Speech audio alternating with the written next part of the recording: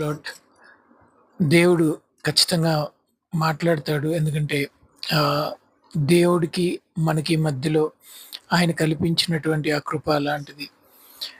నేను కలిగి ఉన్న పరిస్థితిని బట్టి, అలాగే ఇలాంటి పరిస్థితులు ఎవరికైనా కలిగి ఉన్నట్లయితే, ఖచ్చితంగా నాతో మాట్లాడిన దేవుడు మీతో కూడా మాట్లాడతాడు.